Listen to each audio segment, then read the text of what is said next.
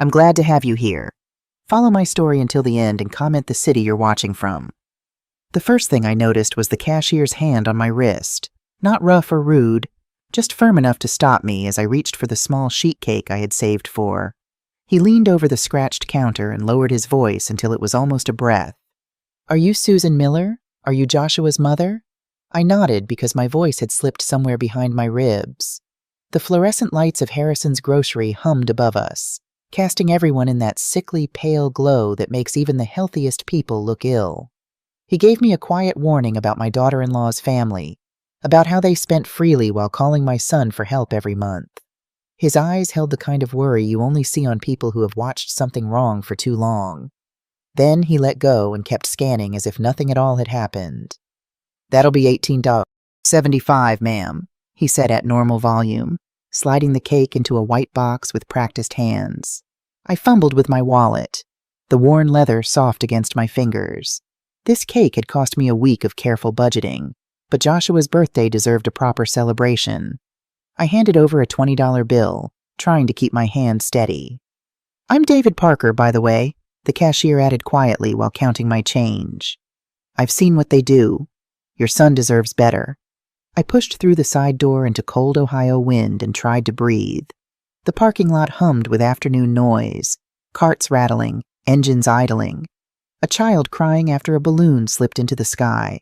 I should have gone straight to my son's car where he was waiting, but curiosity pressed on my chest like a weight. I circled the loading dock and slipped behind two green dumpsters that smelled like old oranges and bleach. From there, I could watch the front without being seen and decide whether the warning was kindness or gossip. 2 minutes later, I saw William Thompson, my daughter-in-law Rachel's father, push through the automatic doors with 3 glossy black bags that glinted like wet stone. Gold letters on the sides caught the light. They were not grocery bags. They were designer. From where I stood, I could make out the Gucci logo. He moved easily, not like a man buried under overdue notices, and clicked a key fob until a new pale SUV chirped and flashed.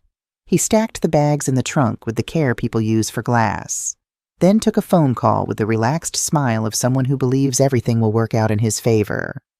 "Yeah, got them. Rachel will love the purse," he said, voice carrying across the parking lot. "No, don't worry about the cost.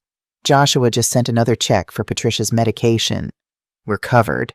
My stomach dropped to my sensible shoes. I am 68, a retired nurse from a small clinic in Columbus, and I have counted pennies all my life to make sure my boy had what he needed. The arthritis in my knuckles flared with the cold, but I stayed frozen in place, watching William laugh into his phone. Joshua married Rachel 3 years ago. I told myself she was simply reserved, the way some people are when they step into a new family. Her father was always polite. Her mother always asked about my health.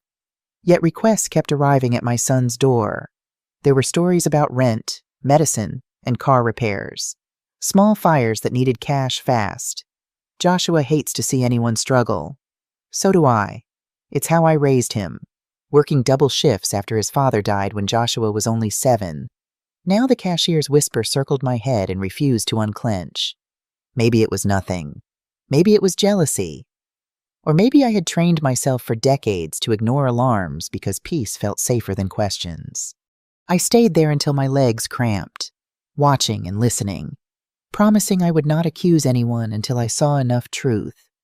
Like a pulse under a blanket. Something was beating somewhere close. All I had to do was find it. On the ride over, Joshua asked if the cake had been heavy to carry.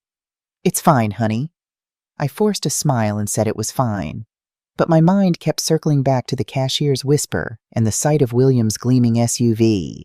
My son drove us toward Rachel's neighborhood, humming faintly, unaware that his wife's family had just been painted in a very different light. I kept glancing at him, at the premature lines beginning to form around his eyes. At 32, he should still have the smooth face of youth, but stress had already begun its work. I wondered how many hours of overtime he had worked this month to cover another one of their emergencies. "You okay? Mom, you seem quiet." Joshua's eyes flickered from the road to my face, concern evident in his voice. "Just tired," I answered, clutching the cake box on my lap. The medication makes me a little fuzzy sometimes. Another lie to protect him. But was I really protecting Joshua, or just postponing an uncomfortable truth? The first photograph I have of Joshua shows a tiny boy with his father's dark eyes, staring up at the camera with a serious expression no 3-year-old should wear. Robert had just been diagnosed with cancer then, and even though Joshua couldn't understand what was happening, he somehow sensed the gravity in our home. After Robert died, it was just the two of us in a 1-bedroom apartment with walls so thin I could hear the neighbors arguing about cereal. I took extra shifts at the clinic, wore the same 3 outfits on rotation, and made sure Joshua never felt the pinch of our circumstances. He had good clothes, participated in school activities, and went to college on a combination of scholarships and my carefully guarded savings. I still remember the day he graduated from Ohio State with his engineering degree. Pride had bloomed in my chest like a physical thing, warming me from the inside out. All those years of sacrifice had been worth it to see him in that cap and gown, future bright as new pennies. Joshua found a good job at a tech company in Columbus, bought a small house with a yard, and seemed content. Then he met Rachel at a company event. She was beautiful in that polished way that speaks of expensive creams and regular salon visits. Her laugh was like wind chimes, delicate and practiced. When Joshua introduced us, her handshake was perfect, not too firm, not too limp, but her eyes never quite warmed when she smiled at me. "Your son is wonderful, Mrs. Miller," she'd said. Her arm linked through Joshua's. "He talks about you constantly." I tried to like her. I really did. But something about Rachel felt rehearsed, as if she'd studied for the role of loving girlfriend and performed it flawlessly. Still, Joshua was happier than I'd ever seen him. His face lit from within when she entered a room. The engagement came quickly, too quickly, perhaps. But who was I to judge love sometimes moves at its own pace? The wedding was small but elegant, with touches that suggested money I knew my son didn't have. When I asked about the costs, Joshua brushed it off.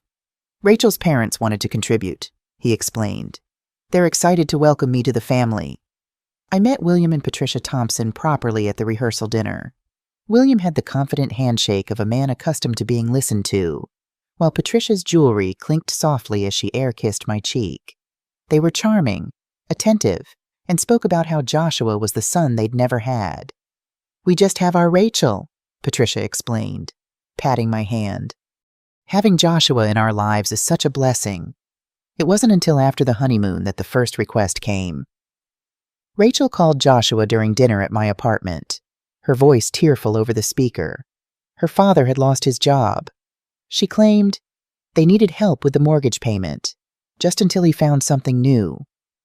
Joshua didn't hesitate. "Of course we'll help," he said, already reaching for his checkbook. "Family takes care of family." I said nothing, though questions bubbled in my throat. Hadn't William mentioned his executive position just weeks earlier? Didn't their house in Dublin, the affluent suburb of Columbus, suggest financial stability? But I swallowed my concerns. This was Joshua's new family, and I didn't want to start trouble. The requests continued, each one wrapped in crisis and urgency. Patricia needed expensive medication insurance wouldn't cover. Their car broke down. The roof leaked during a storm. Each time, Joshua wrote checks or made transfers without question. "They'd do the same for us," he assured me when I finally voiced mild concern. "That's what family does." I noticed the circles darkening under his eyes, the way his phone always seemed to ring during our rare dinners together, how he checked his bank account with increasing frequency, his mouth tightening at the corners. My son, who had once planned trips and bought concert tickets, now calculated costs for basic necessities. When I suggested he and Rachel visit me for dinner to save money, he looked embarrassed. "Rachel prefers to eat out," he admitted. "Says she works too hard to spend her evenings in someone else's kitchen." The comment stung, but I nodded and changed the subject. I had spent a lifetime putting Joshua's happiness first. I wasn't about to stop now. Then came the afternoon that Rachel called me in tears, saying William's heart medication cost too much. I had pulled $60 from my grocery envelope and dropped it in their mailbox that night. The next morning, while waiting for the bus, I saw William drive past in a crisp suit and polished shoes that looked nothing like the image of a man weighed down by illness. I told myself maybe it was borrowed or a gift. I did not want to think badly of family. Another time, Rachel stopped by my apartment and casually mentioned a dinner she and Joshua had attended at a steakhouse in downtown Columbus, the kind where one plate costs more than my entire week of groceries. When I asked if it was for a birthday or a work event, she shrugged and said friends had invited them and insisted on paying. Later, scrolling through photos on my phone, I stumbled on her social media post from the same evening. She had written, "Treating Dad the way he deserves," with a photo of William holding up a glass of wine. My heart had pinched at the sight, but I told myself it must have been an old picture. Now, crouched behind dumpsters, replaying the cashier's words, those small contradictions stacked up like bricks in a wall. How many times had I ignored the details because I wanted harmony for my son's marriage, the new curtains in their living room, the watch on William's wrist, the string of pearl earrings Rachel claimed were fake. Each memory returned with sharp edges I could no longer smooth away. William finished his call, slipped the phone into his jacket, and walked back toward the store as if nothing unusual had happened. But the sight of those glossy bags disappearing into the trunk of that SUV was burned into me. The cashier had been right about at least one thing. Something about this family's story did not add up. And if I wanted to protect Joshua, I would have to keep watching, no matter how much it hurt to discover the truth. That night, as I prepared for bed in my small apartment, the phone rang. It was Joshua, his voice tight with stress. "Mom, I hate to ask, but do you have any extra cash this month? Rachel's dad needs some tests insurance won't cover, and we're a little short." My hand tightened on the receiver. Through the window, I could see the moon hanging low over Columbus, cold and distant. In that moment, I made a decision. "I need to watch my budget carefully this month, honey," I said slowly. "My prescription costs went up." A pause. "Oh, of course. Don't worry about it. I'll figure something out." The guilt in his voice made my chest ache, but I held firm. If the Thompsons were deceiving my son, I needed proof, not suspicions, and that meant watching more carefully, gathering evidence before I broke my son's heart. As I hung up, I noticed my hands were shaking. For the first time in his life, I had refused my son's request for help. It felt like a betrayal, even though my intentions were to protect him. I opened my nightstand drawer and pulled out a small notebook. On the first page, I wrote the date and what I had seen today. This would be my record, my evidence. No one could dismiss an old woman's concerns if she had documentation. Sleep came late that night, broken by dreams of Joshua as a small boy, asking for help I couldn't provide. The following Saturday, I told Joshua I wanted to visit the farmer's market on High Street. He offered to drive me, but I insisted I would take the bus. What I really wanted was space to follow my own plan. The image of William slipping into that shiny SUV had rooted itself deep in my mind. I needed more than one glimpse, more than one whispered warning. I needed to see for myself the rhythm of his life when he thought no one was watching. From the market, I walked 3 blocks to a small cafe with wide windows and a clear view of the road. I ordered black coffee and waited. At noon sharp, William's SUV rolled past. He did not turn toward the hardware store he claimed to be working at part-time. Instead, he pulled into the lot of the Dublin Country Club, a place so exclusive I had only ever seen it in magazine articles at the dentist's office. The guard at the gate waved him through without hesitation. My chest tightened. People drowning in debt do not stroll into country clubs in tailored jackets. I lingered until he drove away 2 hours later, looking satisfied, his posture straight, his face glowing the way people look after closing a deal. He had no grocery bags this time, just a leather briefcase when he passed me on the street corner. I ducked behind a bus shelter, heart pounding. He was humming, as if the world itself had no weight for him at all. That evening, as I walked home, the October air sharp in my lungs, I overheard 2 women outside a boutique on 3rd Avenue. One, a gray-haired woman in a bright red scarf, said, "Did you see Rachel last week at the mall? That emerald dress she wore must have cost at least $200. The other adjusted her glasses and replied, "And she bought those French beauty creams, too. My granddaughter works there and says Rachel is one of their best customers." I slowed my pace, ears straining. These were not women gossiping idly. Their voices carried the irritation of neighbors who had seen too much. "Heard they're asking everyone for money while living like royalty." The first woman continued, "My nephew works with Joshua Miller. Says the poor man is working himself to death for them." I hurried the last few blocks to my apartment, my pulse fast. The picture was getting clearer. The Thompsons begged Joshua for rent money, claimed unpaid bills and overdue medicine, but still they glided through boutiques, salons, and country clubs like royalty in disguise. My son's overtime hours, his exhaustion, the gray shadows under his eyes. He was paying for their theater. I pressed my hand against the cool metal railing outside my building and made a silent vow. I would no longer silence my instincts. Whatever truth was hiding in plain sight, I was going to pull it into the light, no matter how much it hurt. The next day was Sunday. Joshua usually called me after church, but this time my phone remained silent until late afternoon. When it finally rang, his voice sounded strained. "Rachel's parents are having some financial difficulties," he said without preamble. "They're behind on their mortgage payments." I clutched the phone tighter. "That's the third time this year, isn't it?" A pause. "They've had bad luck." $3,000 of bad luck last month alone, I said quietly, remembering the figures Joshua had mentioned during a moment of stress. "Mom, they're family. We help family."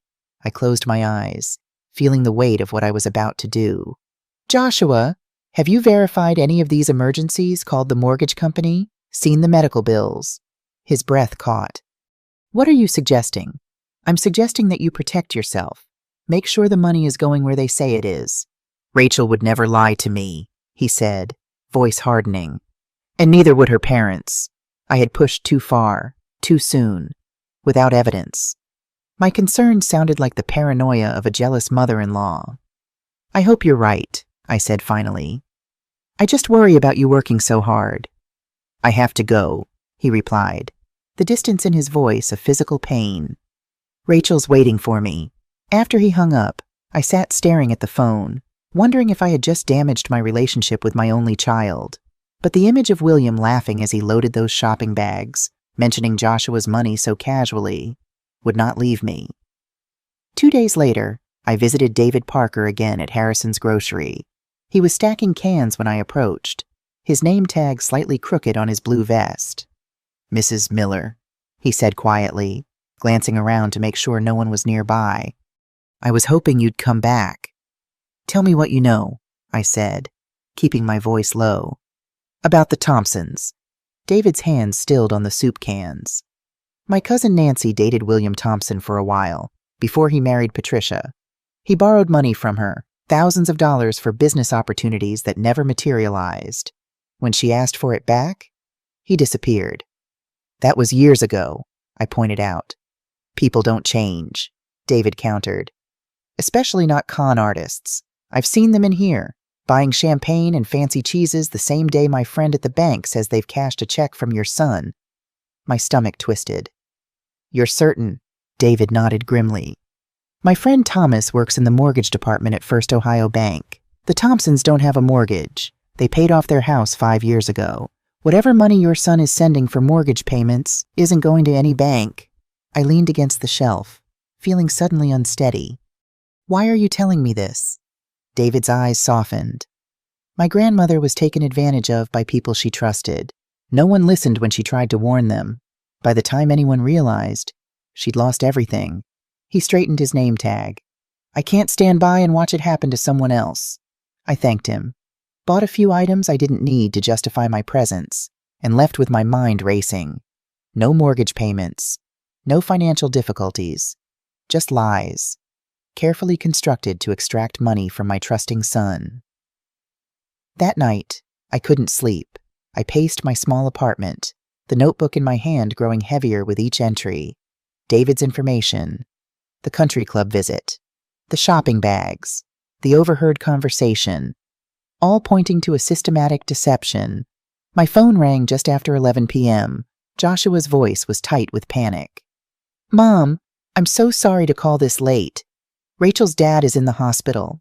They think it might be his heart. We need to pay a deposit before they'll do the tests. I've maxed out my credit card with the last emergency. And Rachel's crying. I hate to ask, but do you have anything saved? Even a few hundred would help."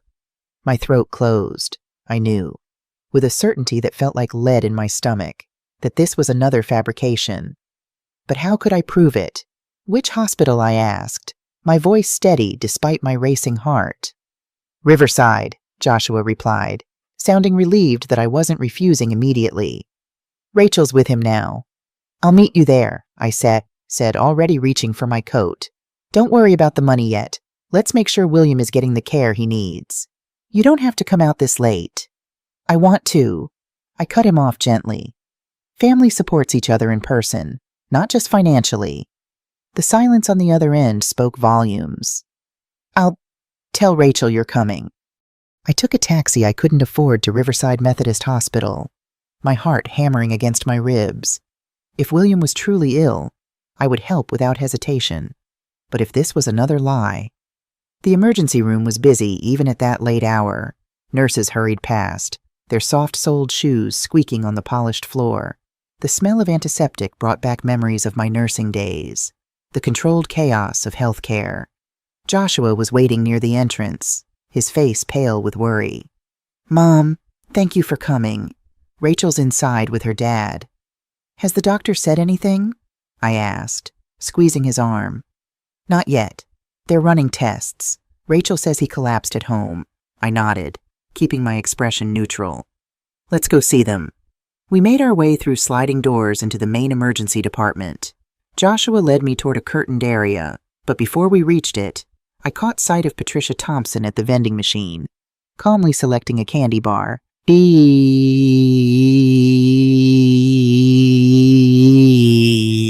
Her hair was perfectly styled, her makeup fresh. She showed no signs of a woman whose husband might be facing a cardiac emergency. When she saw us, surprise flickered across her face before she composed herself. "Susan," she said, her voice carefully modulated to suggest distress. "You didn't have to come all this way." "Of course I did," I replied, watching her closely. "How is William? The doctors are with him now," she said, glancing toward the curtained area. "It's been so frightening." I nodded sympathetically, though doubt crawled through my mind. "Which doctor is attending? I used to work with several cardiologists here." Patricia's smile faltered slightly. "I don't recall his name. It's been such a blur." "Of course," I said smoothly. "Joshua mentioned something about a deposit for tests." "Yes." Patricia's hand fluttered to her throat, where a gold necklace gleamed. "The insurance is giving us trouble. They want $500 before they'll do the cardiac catheterization." 25 years as a nurse had taught me many things, including hospital billing procedures. No emergency cardiac care would be delayed for a deposit, especially not at Riverside. Insurance verification happened simultaneously with treatment in true emergencies. "Let me speak with the billing department," I offered. "I still know some people here. Maybe I can help sort it out." Alarm flashed in Patricia's eyes. "That's not necessary. Rachel is handling it." "It's no trouble," I insisted, turning to Joshua. "Why don't you stay with Patricia while I find Rachel?" Before either could object, I walked purposefully toward the nurse's station. The young woman behind the counter looked up as I approached. "Excuse me," I said, keeping my voice professional. "I'm looking for information on a patient. William Thompson. His daughter said he was admitted for cardiac issues." The nurse typed on her computer, then frowned slightly. "I'm sorry, we don't have a William Thompson registered tonight." My suspicion crystallized into certainty. "Are you sure his wife and daughter are here? They said he was having cardiac tests." She checked again. "No one by that name has been admitted through the ER in the last 24 hours. Perhaps they're at another hospital." I thanked her and turned back, a cold clarity settling over me. There was no emergency, no heart attack, no medical bills, just another elaborate lie to extract money from my son. As I approached the waiting area, I saw Rachel had joined Joshua and Patricia. Her eyes were red-rimmed. tears smudging her mascara in a way that looked almost calculated. When she saw me, she rushed forward. "Susan, thank you for coming. Dad's resting now. They're moving him to a room upstairs." I met her gaze steadily. "That's interesting. Rachel?" Because according to the hospital records, William Thompson was never admitted tonight. The silence that followed felt like glass about to shatter. Rachel's face froze, her eyes darting to her mother, then to Joshua. "There must be some mistake," she began, her voice higher than usual. "We've been here for hours." "No," I interrupted gently. "I don't think there's been a mistake. I think you're lying to my son. Again." Joshua stepped forward, confusion and anger warring on his face. "Mom, what are you saying?" I turned to him, my heart breaking for the pain I was about to cause. "There's no emergency. Joshua, your father-in-law isn't here. This is just another way to get money from you." "That's ridiculous," Patricia snapped, but her hand trembled as she clutched her purse. "Is it?" I countered. "Then where is William? Which room is he in? Which doctor is treating him? Because the hospital has no record of him being admitted tonight." Joshua looked between us, his face paling further. "Rachel, what's going on?" Rachel's composure cracked slightly. "The hospital must have made a mistake with the paperwork. Dad is here." "I swear." "Then take us to him," I challenged softly. Rachel's eyes filled with fresh tears. They just took him for tests. We can't disturb him right now." Joshua's expression was changing, doubt creeping in where blind trust had been. "Rachel, just tell me the truth. Is your dad really here?" The moment stretched, taut with tension. Then, from behind us, a familiar voice called out, "Patricia, sorry I'm late. The meeting ran long." We all turned to see William Thompson striding toward us, briefcase in hand, looking the picture of health in an expensive suit. No hospital gown, no medical equipment, no sign of a man who had suffered a cardiac event. He stopped short when he saw us all staring, his eyes widening as he realized his mistake. In that moment, the elaborate house of lies the Thompsons had built began to crumble, and my son's world collapsed with it. I'll continue with part 2 of your story, aiming for approximately 6,000 words as requested. This section will focus on the search for truth and the gathering of evidence. The drive home from Riverside Hospital that night was the longest 20 minutes of my life. Joshua gripped the steering wheel so tightly his knuckles turned white. His jaw clenched against words that threatened to spill out. We had left the Thompsons in the parking lot, Rachel's tearful explanations falling on increasingly deaf ears. "It was just a misunderstanding," she had pleaded, clutching at Joshua's arm as he backed away from her. "Daddy was supposed to be at the hospital. He's been having chest pains." We were worried, but William's healthy appearance and surprised expression had told a different story. When Joshua quietly asked if they had planned to use the hospital deposit money for something else, Rachel's stammered denial only confirmed our suspicions. Now, as streetlights swept across his face in rhythmic patterns, I could see my son's world realigning itself around this new reality. "I should have known," he finally said, his voice hollow. "There were signs." I reached across the console and placed my hand on his arm. "People who love you can be blind to deception. Joshua, that's not your fault." 3 years, he whispered. 3 years of emergencies and bills and sudden expenses. How much have I given them? Mail them $20,030. I stopped keeping track because I thought I was helping family.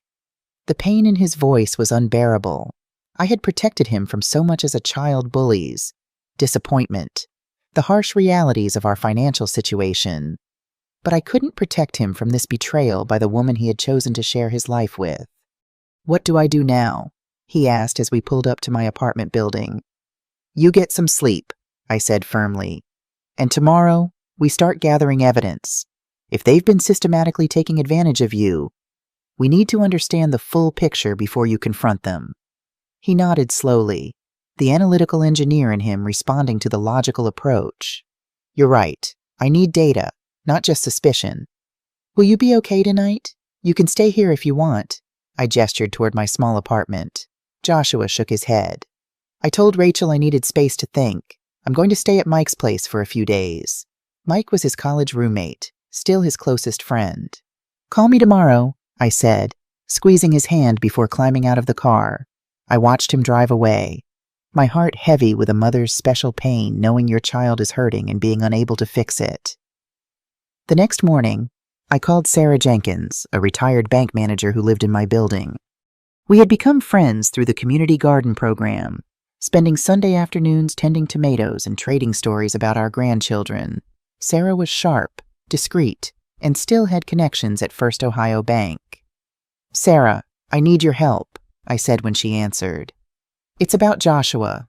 An hour later, we sat at her kitchen table, mugs of coffee steaming between us as I explained the situation. Sarah's expression grew increasingly troubled as I described the Thompsons' pattern of financial emergencies and last night's hospital charade.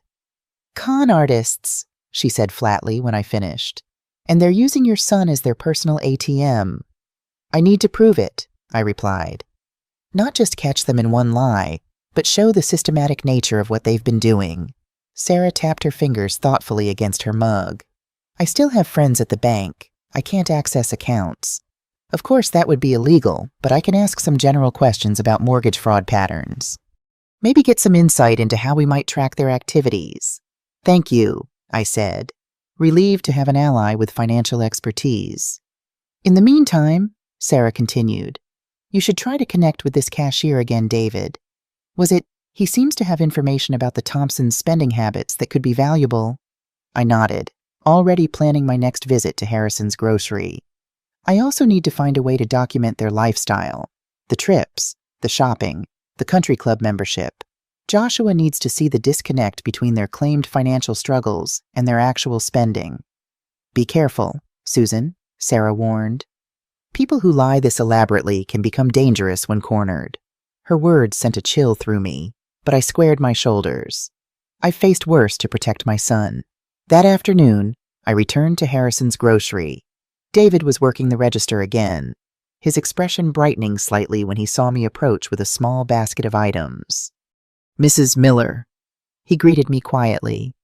"I've been thinking about you and your son." "I need your help, David," I said, keeping my voice low as he scanned my purchases. "Last night proved you were right about the Thompsons." Briefly, I described the hospital incident. David's face darkened as he listened. "I'm not surprised," he said, bagging my groceries. "My shift ends in 20 minutes. Can you wait? There's more I think you should know." I nodded and paid for my items, then browsed the store until I saw David emerge from the back room in street clothes. He gestured toward the small coffee shop attached to the grocery store, and I followed him to a corner table away from other customers. "My cousin Nancy wasn't William's only victim," David began without preamble, his voice tight with restrained anger. "After she told me about him, I started asking around. He has a pattern, charm, requests for temporary help, emergencies that only money can solve. He's done it to at least 3 other people I know of." "Did anyone report him to the police?" I asked. David shook his head. "The amounts were always just small enough that it wasn't worth pursuing legally. And he's careful to make everything seem like loans between friends or family, not explicit fraud. But with Joshua, it's been going on for years," I said. "The total amount must be substantial." "That's different," David agreed. "Especially if you can prove a pattern of deliberate deception." "I need evidence," I stressed. "Not just my word against theirs." David hesitated, then pulled out his phone.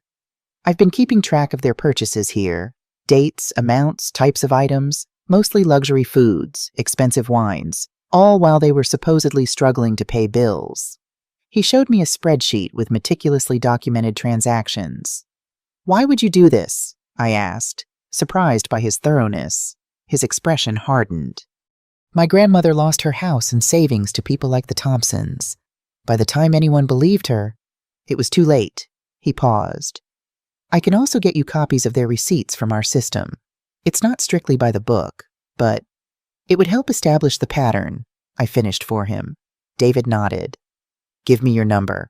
I'll text you when I have everything compiled." As I wrote my number on a napkin, David added, "There's something else. Thomas, my friend at the bank." He mentioned the Thompsons recently applied for a home equity loan, If they've paid off their mortgage as he claims, they're trying to extract cash from their house. That might be worth looking into. The information settled like a stone in my stomach. Were they planning something bigger, preparing to leave town with a final substantial payout? I thanked David and left with a renewed sense of urgency. On the bus ride home, I called Joshua. "I've been doing some research," he said before I could share my findings. "Going through our bank statements. Mom, I've given them over $25,000 in the past 2 years alone." The amount made me gasp. For what? Exactly mortgage help, medical bills, car repairs, property taxes. His voice was flat, emotionless. "I'm creating a spreadsheet of every transfer and check, matching them to the supposed emergencies." My practical, methodical son was channeling his pain into organization. It was how he had always dealt with problems: break them down, analyze the components, find a solution. "That's good," I encouraged him. "I'm gathering evidence too. We need to understand the full scope of what they've done." "Rachel keeps calling," he said, his voice finally cracking. "Says it's all a misunderstanding, that her parents sometimes exaggerate their needs, but they really do need help." "What do you think?" I asked carefully. A long pause. "I think I've been a fool," he finally answered. "But I need to be sure. I need to see everything clearly before I decide what to do next." "We'll get there," I promised. "Together." Over the next 3 days, Joshua and I operated like detectives, gathering information from various sources. Sarah connected us with a mortgage specialist who confirmed, without accessing specific account details, that the Thompsons' address had no active mortgage recorded in the county property database. Their home had been fully paid off nearly 5 years ago, well before they began asking Joshua for mortgage assistance. David sent me copies of grocery receipts showing champagne purchases and gourmet food items dated the same days Rachel had tearfully called Joshua about overdue utility bills. The pattern was undeniable. But the most damning evidence came from Barbara Delaney, a neighbor of the Thompsons whom Sarah knew through her church group. When I called her, introducing myself as Joshua's mother, she immediately became guarded. "I don't want to get involved in family matters," she said hesitantly. "I understand," I assured her. "But my son has been sending the Thompsons money for supposed financial emergencies. If they're misrepresenting their situation, he deserves to know." Barbara was silent for a moment. "Then William and Patricia have lived in Dublin for 8 years. In that time, I've never seen any sign of financial hardship. Quite the opposite." "What do you mean?" I prompted. "They renovated their kitchen last year, top of the line everything. They take 2 or 3 vacations annually. Caribbean cruises, European tours. William plays golf at Dublin Country Club every week, and Patricia is always showing off new jewelry at neighborhood gatherings." Each detail was another nail in the coffin of the Thompsons' deception. "And last month," Barbara continued, warming to her subject, "they threw an engagement party for Rachel's cousin, catered affair, live band, open bar with premium liquor. Must have cost thousands." I remembered Joshua mentioning he had sent them $1,200 that same week for emergency plumbing repairs. "Would you be willing to write down what you've observed?" I asked. Just a simple statement about their lifestyle and apparent financial situation. Barbara hesitated. "The Thompsons can be vindictive when crossed. Patricia has significant influence in our neighborhood association. I understand your concern," I said. "But this is about protecting my son from further exploitation." There was a long pause before Barbara sighed. "I'll email you something, not because I want to cause trouble, but because what they're doing isn't right. My own son was taken advantage of by a girlfriend years ago. I wish someone had helped him see the truth sooner." By the end of the week, we had accumulated a substantial file of evidence bank transfers, with dates matching luxury purchases, property records disproving mortgage claims, witness statements about the Thompsons' spending habits, and even photographs from Rachel's own social media showing expensive restaurant meals and new designer items during periods when Joshua was working overtime to cover their emergencies. The picture it painted was unambiguous. This wasn't occasional exaggeration or poor financial management. It was systematic deception designed to extract as much money as possible from my trusting son.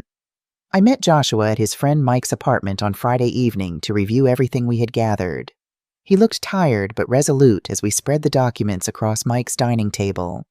"It's all here," he said quietly, tapping the folder containing David's receipts. 3 years of lies. "What will you do?" I asked, watching his face carefully. Joshua rubbed his temples. "I need to confront Rachel. Get her to admit what they've been doing. Then," he trailed off, the enormity of dismantling his marriage hanging unspoken between us. "Do you want me to come with you?" I offered. He shook his head. "This is something I need to do myself. But first, there's one more piece of information I want to check." Joshua opened his laptop and navigated to their joint bank account. "Rachel doesn't know I can see the transfers from her personal account. I've noticed regular deposits from her parents over the past few months. Small amounts, but consistent." He pulled up the transaction history, pointing to a pattern of 200-300 deposits from William Thompson to Rachel's personal account, usually within days of Joshua sending money for their various emergencies. "They've been giving her kickbacks," he said, his voice hardening. "A percentage of what they get from me." The betrayal cut even deeper than I had imagined. Not just opportunistic lies about family emergencies, but a coordinated ongoing scheme with Rachel as an active participant. "I'm so sorry, Joshua," I say as he said. Reaching for his hand, he squeezed my fingers, then straightened his shoulders. "I'm meeting Rachel tomorrow. She thinks we're going to talk about reconciliation. Instead, I'm going to show her all of this and demand the truth." As I left Mike's apartment that night, worry gnawed at my stomach.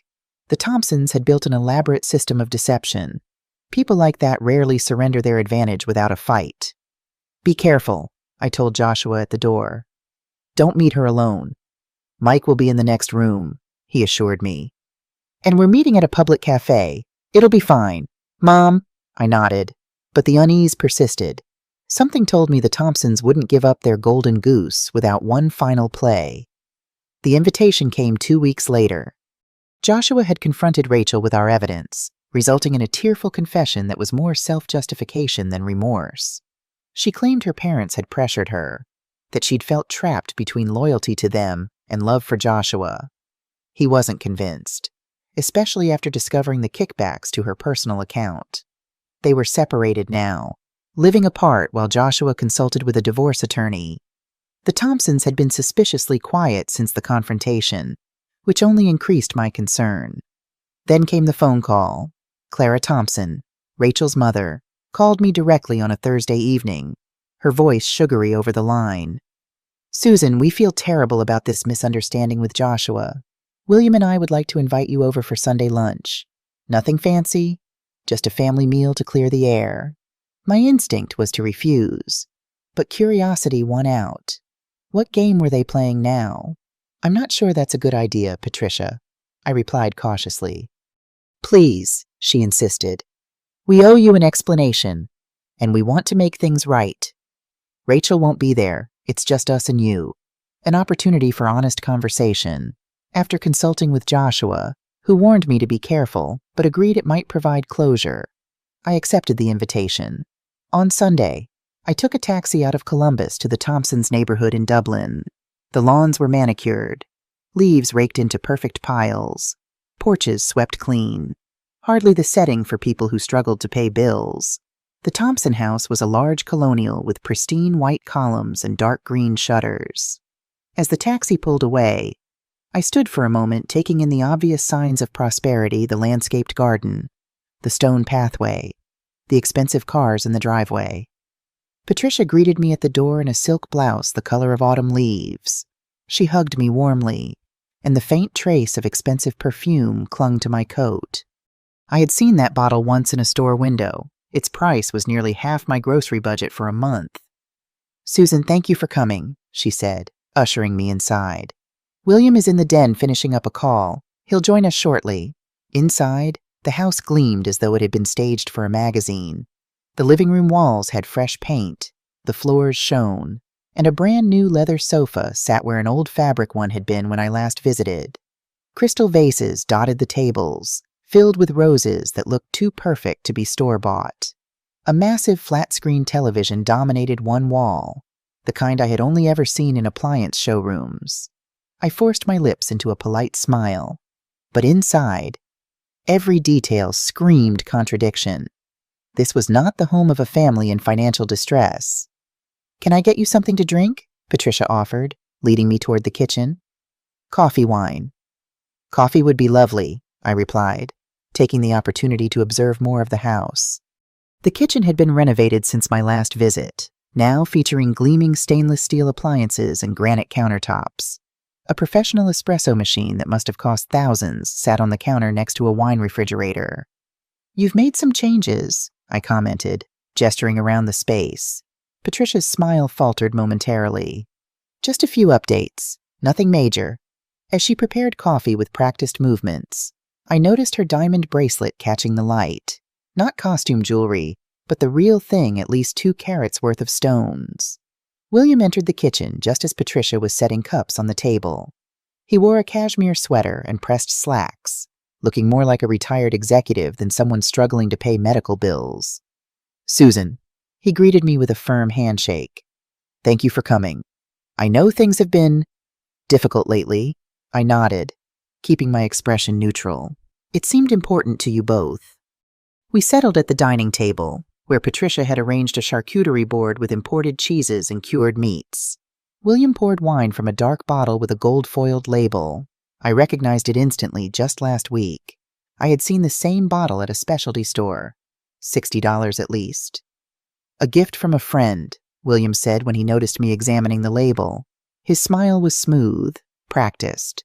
Patricia carried in platters of roasted lamb, saffron rice, and imported cheeses, all arranged like a feast from another world. "We found some incredible discounts," she explained when I raised an eyebrow. Discounts again. Always discounts. As the meal stretched on, I kept my hands folded in my lap, studying every detail. Patricia's earrings caught the light pearls. Not fake like Rachel had once claimed to Joshua. Her nails were manicured in a style that cost more than my weekly prescriptions. The conversation danced lightly around Joshua, his job, and the misunderstanding that had led to his separation from Rachel.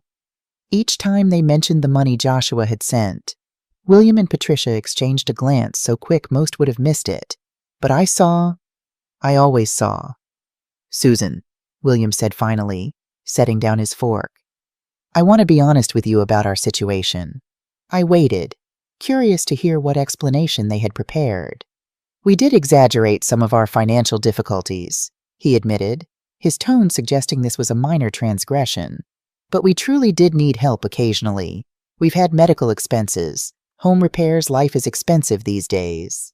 So expensive that you needed $25,000 from my son while renovating your kitchen and taking Caribbean cruises," I asked mildly. William's smile tightened. "Our finances are complex. Investments.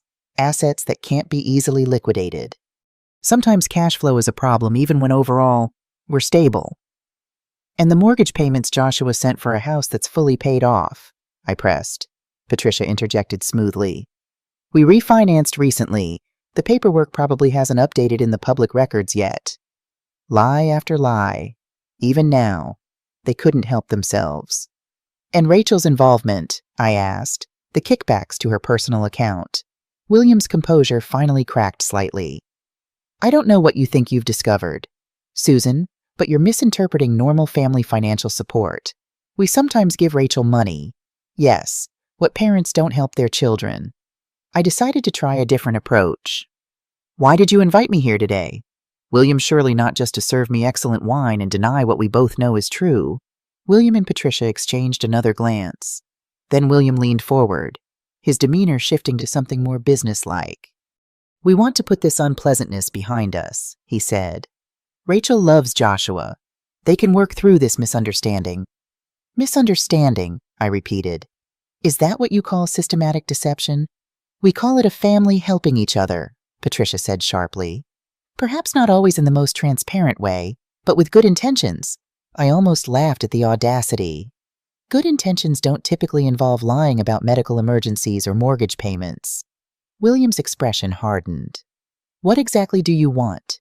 "Susan, money back. An apology. What will it take for you to encourage Joshua to reconsider this divorce?" And there it was, the real purpose of this lunch. They weren't seeking reconciliation or offering explanations. They were trying to protect their income source. Joshua makes his own decisions, I said calmly. Son? I asked quietly. William smiled thinly. Just pointing out that divorce can be messy. Accusations can go both ways. Rachel has her own version of events that might not paint Joshua in the most flattering light. My blood ran cold at the implication. They were planning to smear Joshua's reputation if he proceeded with the divorce. You've taken enough from him, I said, my voice steady despite my anger. If you try to take his reputation too, you'll find I'm not as easy to manipulate as you thought. Patricia rose, abandoning the pretense of hospitality. This is between Rachel and Joshua. You should stay out of it. You made it my business when you started lying to extract money from my son, I replied. And unlike Joshua, I've never been blinded by affection for any of you. I see exactly who you are. William stood as well, his height meant to intimidate as he stepped closer. And what exactly do you think you can do about it? Susan, you're a retired nurse living on Social Security. We have resources, connections. I held his gaze without flinching. I raised my son alone after his father died when he was 7. I worked double shifts while getting my nursing degree. I faced worse than a family of con artists who prey on kind people. For just a moment, uncertainty flickered in William's eyes. Then his expression hardened again. Show yourself out, he said coldly, and tell Joshua to have his lawyer contact ours. We won't be discussing this further with either of you directly. I left their beautiful house with its perfect lawn and gleaming windows, more convinced than ever that the Thompsons weren't just opportunists. They were calculating predators who had selected Joshua precisely because of his generous nature and financial stability. Halfway down their street, I noticed my hands were shaking, not from fear, but from a deep, simmering anger I rarely allowed myself to feel. They had taken advantage of my son's kindness, drained his savings, and now planned to attack his character if he sought justice. As I waited for my taxi at the corner, a neighbor watering plants in her front yard caught my eye. She looked familiar, a woman about my age with silver-streaked hair pulled back in a practical ponytail. With a start, I realized she was one of the women I had overheard outside the boutique weeks ago, discussing Rachel's shopping habits. On impulse, I walked over to her garden gate. "Excuse me," I said. "You don't know me, but I'm Susan Miller, Joshua's mother." The woman's eyes widened in recognition. "Barbara Delaney," she said, extending her hand. "I've heard about you from Patricia." Her tone suggested what she'd heard hadn't been flattering. "I imagine you have," I replied with a small smile. "May I ask you something? Barbara, how long have you lived next to the Thompsons?" Barbara glanced toward their house, then back at me. "Nearly 8 years, since they moved to the neighborhood. And in that time, have they ever seemed to be in financial difficulty, struggling with bills or medical expenses?" She laughed, the sound short and disbelieving. "The Thompsons, they're the last people I'd describe as struggling. William brags about his investment portfolio at every neighborhood barbecue. Patricia shows off a new piece of jewelry practically every month. Yet they've been telling my son they can't pay their mortgage or medical bills," I said quietly. "They've taken thousands from him for fabricated emergencies." Barbara's expression shifted from surprise to understanding. "That explains a lot," she murmured. "I've overheard things. Conversations on their deck about another transfer from Joshua, followed by laughter. My stomach twisted at the image of the Thompsons laughing about their successful manipulations of my son. "Would you be willing to tell Joshua what you've observed?" I asked. "It might help him fully understand what he's been dealing with." Barbara hesitated, glancing again toward the Thompson house. "William has significant influence in our homeowners association," she said cautiously. "He can make things difficult." "I understand," I assured her. "But my son is trying to extricate himself from 3 years of deception. Anything that helps him see the situation clearly would be invaluable." She seemed to come to a decision, straightening her shoulders. "My nephew was scammed by someone he trusted last year. No one believed him at first, and it nearly destroyed him." She nodded firmly. "I'll help. The Thompsons have bullied enough people in this neighborhood with their money and connections. It's time someone stood up to them." I thanked her and exchanged contact information just as my taxi arrived. As we pulled away from the curb, I saw William watching from his front window, his expression dark. The confrontation at the Thompson house had confirmed my worst suspicions. They weren't simply opportunistic or careless with money. They were deliberate con artists who had targeted my son and now planned to punish him for discovering their scheme. The question now was how to protect Joshua, not just from further financial exploitation, but from the character assassination the Thompsons were clearly planning. When I returned to my apartment, I found Joshua waiting outside my door, his expression troubled. "Mom," he said as soon as he saw me, "I found something else. Something worse than we thought." He followed me inside, pulling out his laptop as soon as we sat down. "I've been going through old emails, looking for documentation of their requests for money. I found these." He opened a folder containing dozens of emails from Rachel to her parents. They had been in his deleted items folder. Apparently Rachel had used his laptop and forgotten to permanently delete her correspondence. The emails detailed their scheme in black and white, plans for manufactured emergencies, discussions about how much to ask for without raising suspicion, calculations of how much they had extracted and how much more they could get. In one particularly damning message, Rachel had written, "Joshua got his annual bonus, $5K this time. I told him Dad's car broke down again. He didn't even question it. Should be able to transfer the money tomorrow." The usual split. The usual split appeared to be 60% to her parents, 40% to Rachel herself. But the most disturbing email was recent, dated just after Joshua had confronted Rachel with our evidence. "He knows everything, claims to have proof. We need to move to Plan B. Dad can file the lawsuit against his company next week. We have enough inside information from what he's told me. Once that's in motion, he'll have to settle with us to make it go away. One big payout instead of the monthly transfers. Might be better this way." I stared at the screen in horror. They're planning to sue Joshua's company using information he shared with Rachel in confidence. Joshua nodded grimly. Rachel has been gathering information for months. Potential security vulnerabilities, internal policies, client lists. If they file this lawsuit, even a frivolous one, it could destroy my career. The Thompsons hadn't just been stealing Joshua's money. They had been positioning themselves for a much bigger con, using Rachel to gather intelligence for a corporate lawsuit that would either result in a settlement or devastate my son professionally. This was no longer about recovering stolen funds or even achieving emotional closure. This was about protecting Joshua's future from people who would stop at nothing to exploit him. "We need to move quickly," I said, a plan already forming in my mind.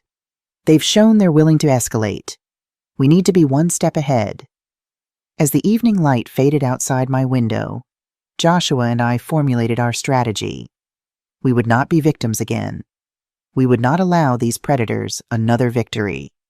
The Thompsons had underestimated us for the last time. I'll continue with part 3 of your story, aiming for approximately 6,000 words as requested. This final section will focus on the confrontation and resolution. Monday morning dawned with a crystalline clarity that matched my resolve. After discovering the Thompsons' plan to sue Joshua's company using confidential information, we had spent Sunday night developing our counter-strategy. Joshua had contacted his company's legal department first thing that morning, alerting them to the potential threat and securing their support. Now I sat in my small kitchen, waiting for the call that would tell me whether the first phase of our plan had succeeded. The clock on the wall ticked steadily, each sound a reminder that we were racing against William Thompson's machinations. My phone rang at precisely 10:15 a.m. It was Sarah Jenkins. "I spoke with my contact at First Ohio Bank," she said without preamble. "They've flagged the Thompsons' accounts for suspicious activity based on the documentation we provided. The home equity loan they applied for last week is on hold pending review." Relief washed through me. The Thompsons had been counting on that loan up to 70% of their home's value to finance their lawsuit against Joshua's company and possibly to leave town afterward. Without it, they would be scrambling. "Thank you, Sarah," I said fervently. "Did your contact mention how William reacted?" Sarah's chuckle was grim. "Apparently, he stormed into the bank this morning, demanding to know why the loan was delayed. When the manager explained they were conducting a standard review, his voice tense but controlled. Mom, Rachel just tried to access our joint savings account. The bank flagged it and called me since I'd placed a hold. How much was she trying to withdraw? I asked. All of it. $15,000. The number hung in the air between us. Confirmed. And I've scheduled the meeting with the district attorney's office for tomorrow at 2 p.m. Will you come with me? Of course, I promised. I'll bring all the documentation we've gathered. We had decided that pursuing potential criminal charges was necessary, not out of vengeance, but to create an official record of the Thompsons' activities. Even if the district attorney declined to prosecute, having the paper trail would strengthen our position in any civil proceedings. As evening approached, my phone rang again. The caller ID showed a number I didn't recognize. Mrs. Miller. A woman's voice, slightly hesitant. This is Patricia Thompson. My pulse quickened, but I kept my voice steady. Yes, Patricia. I think we got off on the wrong foot yesterday, she began, her tone conciliatory. William and I have discussed everything, and we realize we've made some serious mistakes in how we've handled family finances. I remained silent, waiting for her to continue. We'd like to make amends, Patricia went on. Pay back whatever Joshua feels we owe. We can work out a payment plan, or maybe there's another way to resolve this without involving lawyers or other parties. The veiled reference to law enforcement confirmed they knew about our meeting with the district attorney. Someone at the bank must have tipped them off. I appreciate the offer, Patricia, I said carefully. But I think we're beyond private arrangements at this point. Please, Susan, her voice took on an edge of desperation. You don't understand what this could do to our family, to our standing in the community, William's position at the club, our social connections. We could lose everything. You should have considered that before you systematically defrauded my son, I replied, keeping my tone even. Defrauded, Patricia's voice rose.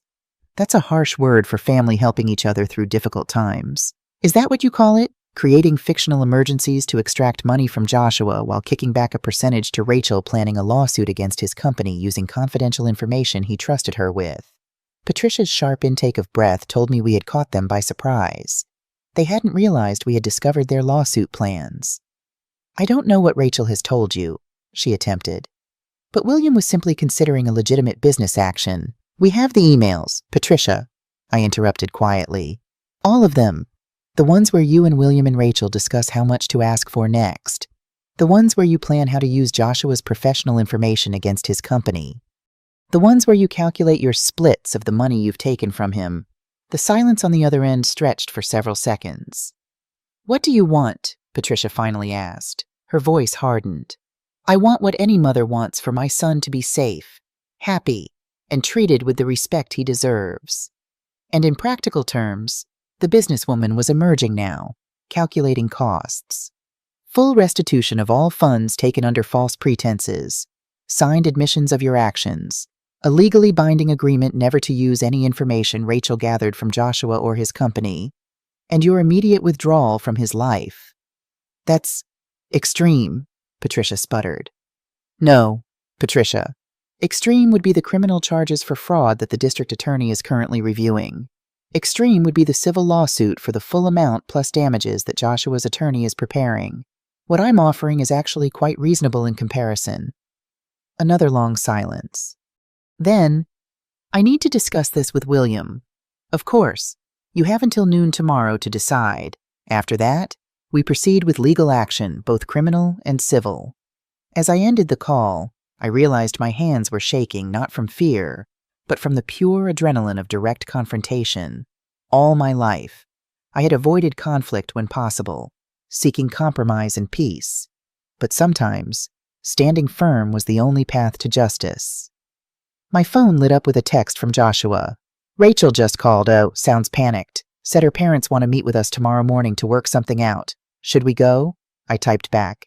Yes, but not at their house, public place, and bring Mike as a witness. The pieces were moving now, the carefully constructed facade of the Thompson family crumbling under pressure from multiple directions. By this time tomorrow, we would know whether they would accept our terms or force us into a more public confrontation. Either way, the truth would finally emerge from the shadows of deception. The coffee shop Joshua selected for the meeting was busy enough to ensure the Thompsons wouldn't make a scene. yet quiet enough in the back corner for a private conversation. I arrived 15 minutes early, choosing a table with a clear view of both entrances and the parking lot beyond. Joshua arrived moments later with Mike, his friend providing both moral support and an impartial witness to whatever transpired. Mike nodded respectfully to me as they sat down. "Rachel texted that they're running a few minutes late," Joshua said, his voice tight with tension. "Classic power move." I squeezed his hand. "We hold all the cards now. Remember that." At exactly 10:07 a.m., the Thompsons entered the coffee shop. William led the way, his usual confident stride noticeably subdued. Patricia followed, her designer handbag clutched like a shield. Rachel came last, her eyes darting nervously around the room until they landed on Joshua. For a moment, I saw a flash of the young woman my son had fallen in love with, vulnerable, seemingly genuine. Then her gaze shifted to me, and the mask of calculation returned. William approached our table first. "Joshua, Susan." His acknowledgement of our presence was curt, his eyes flicking dismissively over Mike. "I wasn't aware we'd have an audience." "Mike is here as a witness," Joshua replied evenly. "Given recent events, I'm sure you understand the need for transparency." A muscle twitched in William's jaw, but he nodded and pulled out a chair for Patricia. Rachel hesitated before taking the seat furthest from Joshua. "Would anyone like coffee?" I offered, deliberately assuming the role of hostess to establish control of the interaction. William shook his head impatiently. "Let's get to the point. Patricia spoke with you last night.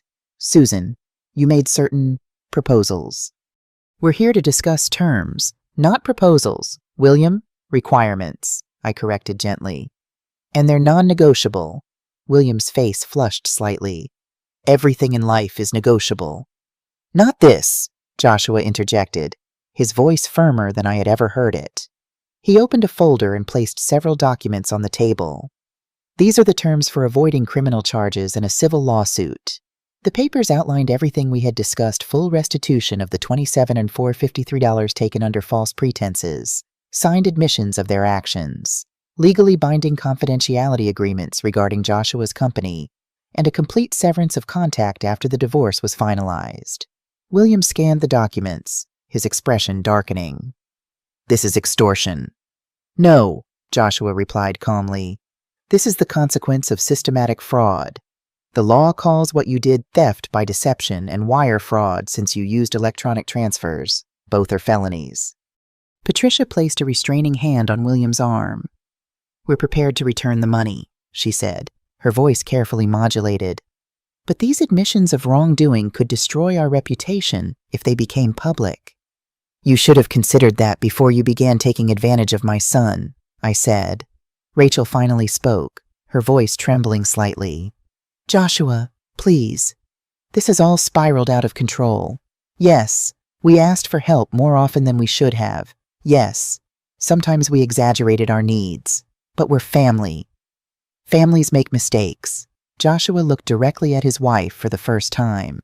"Was it a mistake when you wrote to your parents about splitting my bonus? When you forwarded them confidential information from my company? When you planned a lawsuit designed to either extort a settlement or destroy my career?" Rachel paled. "You read my emails. You left them in my deleted items folder." Joshua replied. "Not very careful for someone executing such an elaborate scheme." William leaned forward, abandoning the pretense of negotiation. "Let me be clear. If you pursue criminal charges, we will fight them. It will be your word against ours. Yes, you have emails, but we have explanations. We have character witnesses. We have resources you can't imagine." His threat hung in the air, but I noticed the slight tremor in his hand as he spoke. William Thompson was afraid. "Actually," I said quietly, "we have more than emails. We have statements from your other victims, like Nancy Parker, who you borrowed $5,000 from and never repaid, like James Wilson, who invested in your non-existent business venture, like Barbara Delaney, who has documented your lavish lifestyle while you claimed financial hardship." I removed my own folder from my purse and placed it on the table. "We have bank records showing Rachel receiving kickbacks. We have property records proving your house has been paid off for years, despite the mortgage assistance you requested. We have grocery receipts showing champagne purchases on the same days you claim to need money for utilities. With each item I listed, the Thompsons seemed to physically shrink. Most importantly, I continued, we have the district attorney's interest. I spoke with her this morning. Based on the documentation we've provided, she believes there's sufficient evidence to pursue charges of organized fraud. This was a slight exaggeration. We had an appointment with the assistant district attorney. Not a commitment to prosecute, but the effect on the Thompsons was immediate and satisfying. Patricia's composure cracked first. William, we need to consider their terms. William's face had gone from flushed to ashen. We don't have that kind of money immediately available. The home equity loan has been denied. I finished for him. Yes, we know. But you have assets you can liquidate. The country club membership, Patricia's jewelry collection, the European vacation you've booked for next month. Rachel looked at her parents in shock. You're still planning the Italy trip you told me we were broke. The moment of realization that she too had been manipulated by her parents flickered across Rachel's face. For a split second, I almost felt sorry for her. Almost. William's shoulders sagged in defeat. Fine. We'll sign your papers. We'll pay the money back. Just keep this quiet. Joshua nodded once, decisively. You have 3 days to transfer the full amount. The signed documents must be notarized and delivered to my attorney by 5 p.m. tomorrow.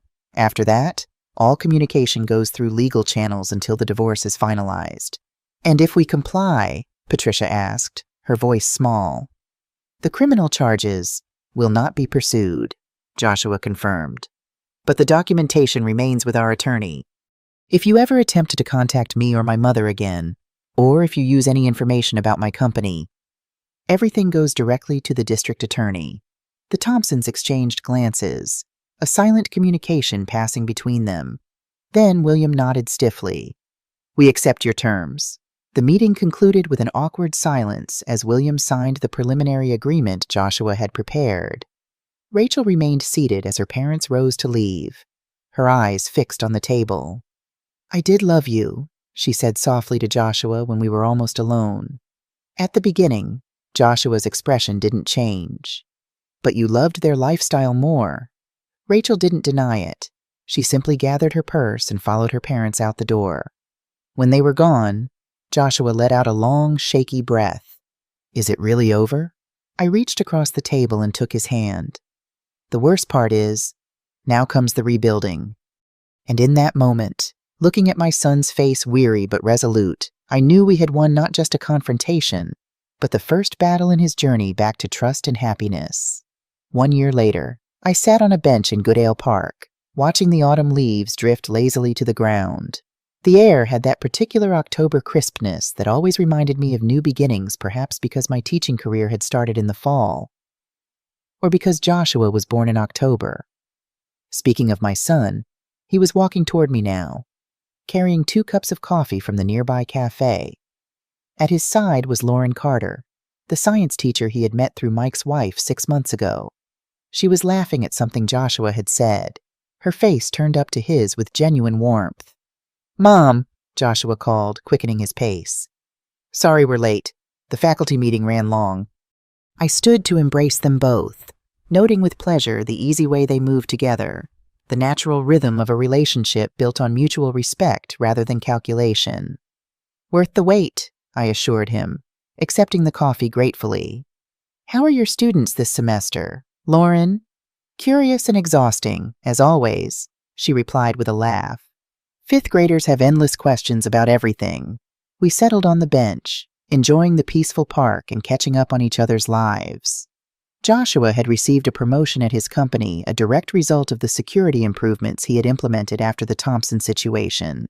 Lauren's science program had just been awarded a grant for new equipment. My volunteer work at the community center was expanding to include a financial literacy program for seniors. Life had found a new, healthier rhythm for all of us. Have you heard anything? Lauren asked cautiously, knowing the subject was still tender. Joshua shook his head. Not directly.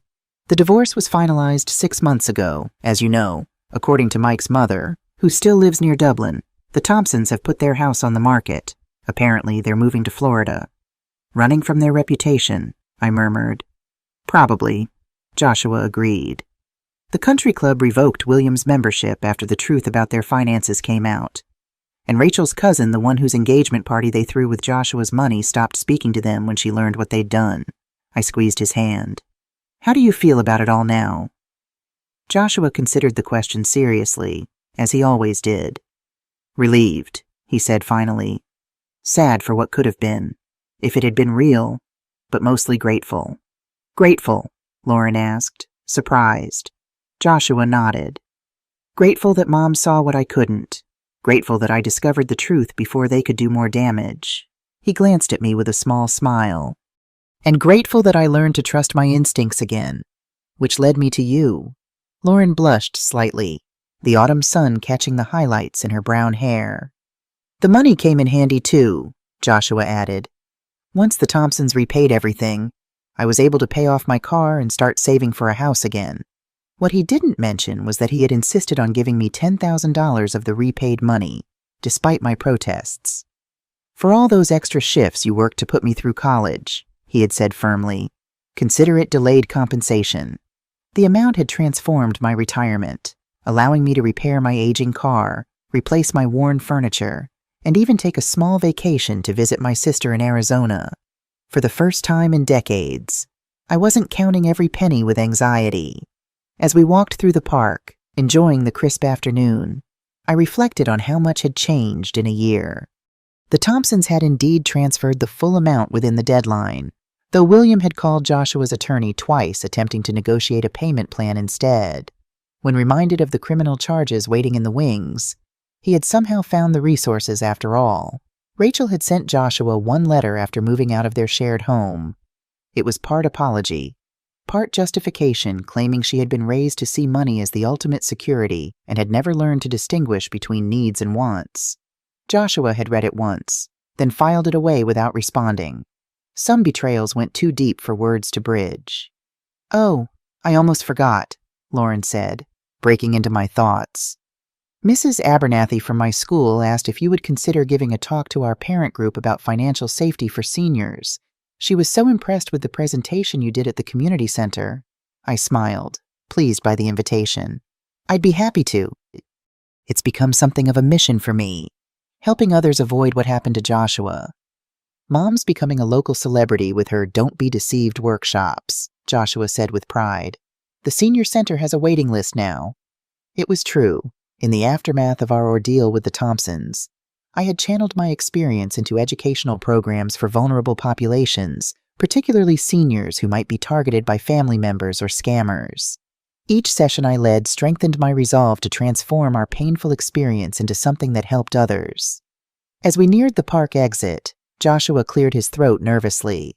Mom, there's something Lauren and I wanted to talk to you about. I glanced between them, noting their matching expressions of suppressed excitement. We've been talking about the future. Joshua continued, taking Lauren's hand. About what we want and where we're headed. My heart swelled with hope, but I kept my expression neutral.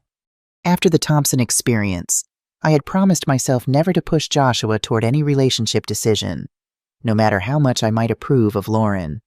We're not rushing anything, Lauren clarified quickly. We've only been dating 6 months. But we know what we have is real, Joshua finished. And part of planning for the future is finding the right place to live. I nodded, waiting for them to continue.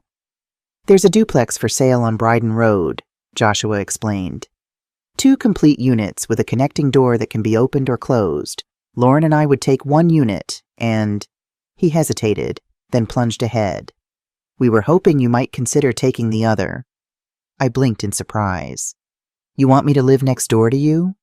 Only if you want to, Lauren hastened to add. We know you value your independence. The units are completely separate, with private entrances. But the option to connect them is there, especially as we think about the future and possibly children someday. The thoughtfulness of their offer brought tears to my eyes. Unlike the Thompsons, who had viewed family connections as opportunities for exploitation, Joshua and Lauren saw them as opportunities for mutual support and love. I'd like to see this duplex, I said carefully. It sounds promising, Their matching smiles were answer enough. Later that evening, after viewing the property, which was indeed perfect, with a sunny garden space between the units and enough privacy for everyone, I sat alone in my apartment reflecting on our journey. The pain of watching Joshua discover Rachel's betrayal had been excruciating.